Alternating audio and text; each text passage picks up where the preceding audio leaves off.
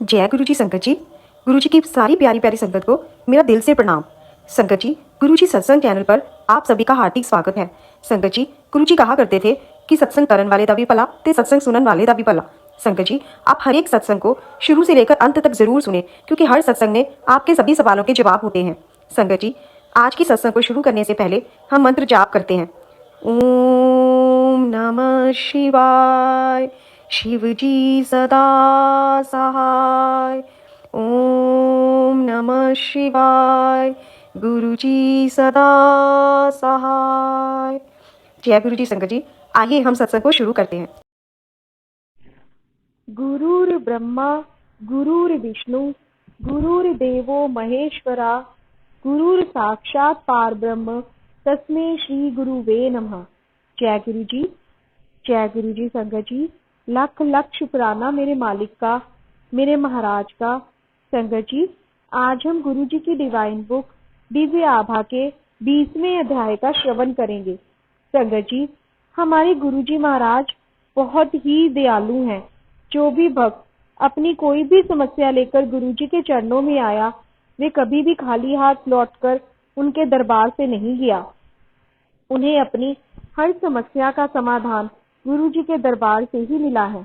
चाहे वो कोई आंतरिक समस्या हो या कोई आर्थिक हो या बच्चों से संबंधित कोई भी समस्या किसी प्रकार की भी क्यों ना हो, सबका समाधान गुरु जी ने किया।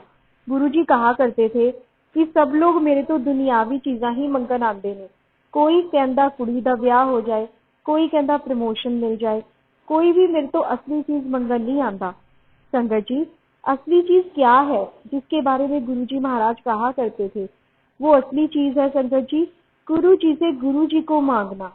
अगर स्वयं गुरु जी महाराज, स्वयं महाशिव हमें मिल गए, हमारे साथ आकर खड़े हो गए, तो दुनियावी सब चीजें स्वयं ही हमारे पास आ जाती हैं।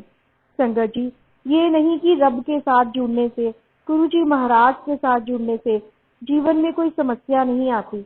आती है संगत जी, परंतु उनके साथ जुड़ने के बाद उन्हें सहने की हिम्मत आ जाती है, संयम आ जाता है। क्योंकि संगत जी, जो भी कर्म हमने जाने अनजाने में किए हैं, वो तो हमें भुगतने ही पड़ते हैं। परंतु उन कर्मों को भी गुरु जी बहुत आसानी से कटवाते हैं। वे इन समस्याओं को छोटे में कटवा देते हैं। बस उनमें सच्ची श्रद्धा व आस्था बनाए रखें। अपनी हर परिस्थिति को गुरु जी को सौंप दें और उन्हें यही प्रार्थना करें कि जो आपको हमारे लिए सही लगे, आप वही हमारे लिए कीजिए। क्योंकि हमें नहीं पता कि हमारे लिए क्या सही है और क्या गलत है। सब गुरु जी करते हैं हमारे लिए। समस्या कोई भी हो, कितनी भी जटिल क्यों ना हो, गुरु जी के दरबार में, उनके चरणों में आ गए तो कल्याण होना तो निश्चित ही है। संगत जी, आज का सत्संग भी इसी तथ्य से जुड़ा हुआ है। आज का ये सत्संग कंवरलाल जी का है, जो कि दिल्ली से हैं। इस सुंदर सत्संग में उन्होंने अपने दिव्य अनुभव, जो उन्हें गुरु जी महाराज के साथ हुए, का वर्णन किया है। तो आइए संगत जी, हम सब उनके इन सुंदर अनुभवों का श्रवण कर लाभ उठाएं। माँ की आंसू पहुंचे। 1998 में लाल परिवार का सब कुछ बदल गया। दिल्ली छावनी क्षेत्र में उनके बड़े पुत्र की दुर्घटना में मौत हो गई थी और श्री कंवरलाल की पत्नी इस मानसिक आघात से बहुत विचलित हो गई थी। फिर परिवार के एक मित्र श्री प्रेम सिंह, सिंगापुर में भारत के अभूतपूर्व राजदूत, अचानक एक दिन उन्हें मिले। स्वाभाविक रूप से उन्होंने परिवार के बारे में पूछा तो उन्हें इस अनहोनी घटना की सूचना भी दी गई। लाल परिवार से अनभिज्ञ प्रेम सिंह गुरुजी के अनुयायी थे और उन्होंने उन्हें गुरुजी से मिलने की सलाह दी। कंवर एम्पायर स्टेट में एक दिन सुबह पहुंचे और उन्होंने राजदूत का परिचय पत्र दिखाकर गुरुजी से मिलने की इच्छा व्यक्त करी। द्वार पर ही एक भक्त सुदामा ने उनको रोका और कहा कि ये गुरुजी से मिलने का समय नहीं है और वे शाम को आए। कंवर ने पुनः आग्रह कर सुदामा को वह कार्ड गुरुजी को दिखाने को कहा, पर सुदामा अप्रभावित रहे और व्यथित पिता को बोले कि गुरुजी की संगत शाम को होती है, उसमें अनेकों राजदूत आते हैं, अतः वह भी शाम को ही आए। कंवर वापिस चले गए और उन्होंने अपने मित्र से बात करी तो उन्होंने भी शाम को जाने को कहा। संध्या को कंवर को उनके मित्र प्रेम सिंह एम्पायर स्टेट के बाहर प्रतीक्षा करते हुए मिले और वे दोनों अंदर गए। गुरुजी ने कंवर को अपनी व्यथा व्यक्त करने का अवसर दिया। पत्नी के उपचार के लिए उन्होंने अभिमंत्रित ताम्र लोटे से जल ग्रहण करने को कहा।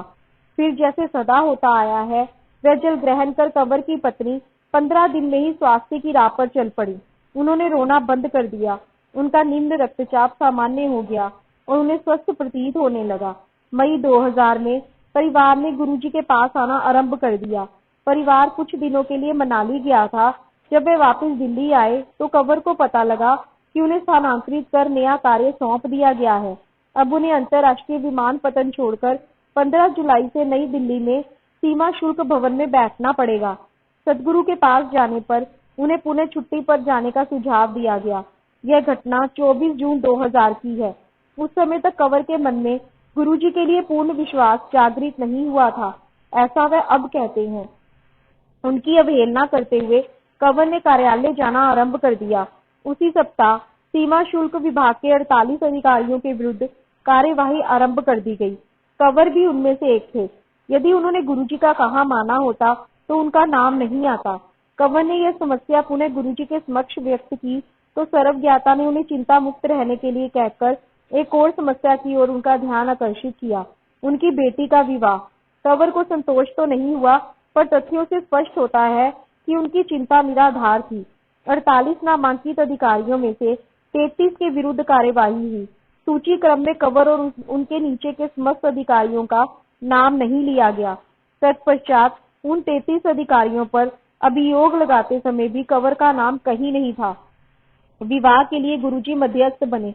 गुरुजी के कहने पर कंवर ने अपनी बेटी के लिए वर ढूंढना आरंभ कर दिया। भारतीय तेल निगम के एक यांत्रिक इस संबंध के लिए उचित लगे थे और परंपराओं के अनुसार अपने माता पिता के साथ उनके यहाँ आ रहे थे। उस अति महत्वपूर्ण भेंट से पूर्व गुरुजी ने कंवर को बुलाकर वर के पिता को सफेद रसगुल्ला खिलाने को कहा। लड़के के माता पिता के लिए अति सुंदर भोजन परोसा गया।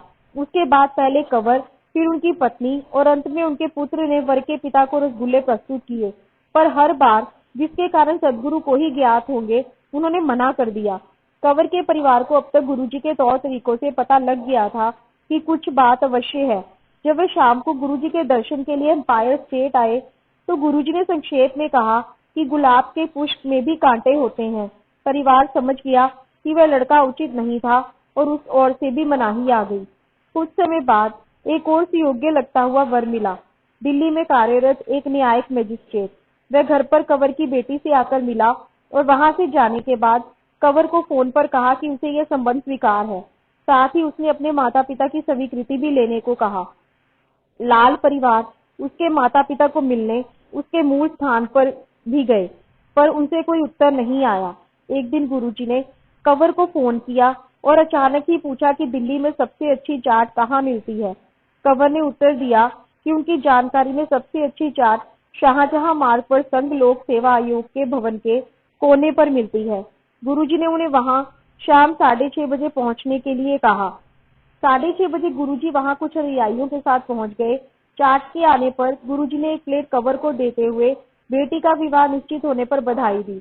उपस्थित अनुयायियों ने भी ऐसा ही किया। कंवर को समझ नहीं आ रहा था कि क्या हो रहा है, क्योंकि केवल उन्हें पता था कि लड़के वालों से पिछले 2 माह से कोई उत्तर नहीं आया था, किंतु शीघ्र ही वह समाचार भी आ गया। सदा की भांति गुरुजी के शब्द सत्य सिद्ध हुए। दामाद पर उपकार।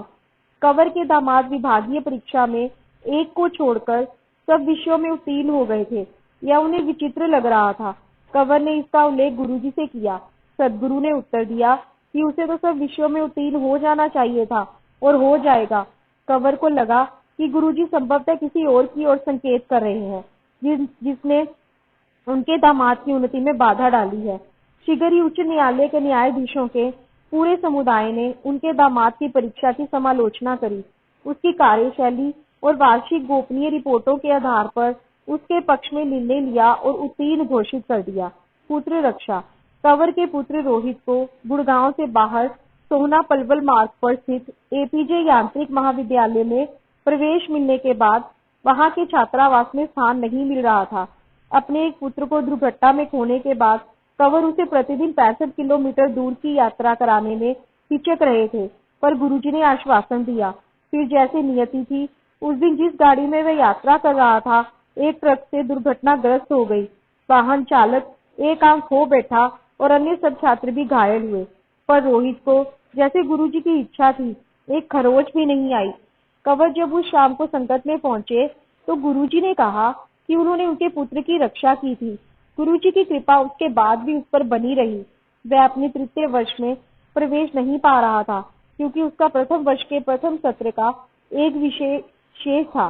जब गुरुजी को इस बारे में पता लगा तो उन्होंने कहा कि उसे प्रवेश मिल जाएगा। फिर जैसे विधाता की इच्छा थी, एपीजी ने अपने नियम बदल दिए। अब यदि विद्यार्थी 20 में से 18 विषयों में उत्तीर्ण हो तो वे तृतीय वर्ष में प्रवेश कर सकते थे। इस पर रोहित तृतीय वर्ष में प्रवेश कर सका। यह वास्तव में गुरुजी की कृपा ही थी, क्योंकि अगले वर्ष एपीजी ने पुनः पुराना नियम घोषित कर दिया। स्पष्ट है कि नियमों को सदगुरु के अभिलाषा अनुसार बदलना पड़ता है। शल्य क्रिया बिना उपचार। कंवर की सास की दिल्ली के सर गंगाराम चिकित्सालय में शल्य क्रिया होनी थी, क्योंकि उनके दाएं घुटने में बहुत पीड़ा थी, परंतु गुरुजी ने उसके लिए मना कर दिया। साथ ही यह निर्देश भी दिया कि उनको चिकित्सालय के आसपास भी नहीं ले जाना है। सदगुरु ने पुनः अभिमंत्रित ताम्र लोटे का उपचार करवाया, जिससे चमत्कार हुआ। उनके घुटने की वेदना 1 माह में समाप्त हो गई और वे उसे पहले जैसे हिला डुला भी सकती थी। जय गुरु जी, जय गुरु जी। संगत जी, बेअंत शुक्राना मेरे महाराज का आज की सेवा के लिए। बहुत बहुत शुक्राना। जय गुरु जी।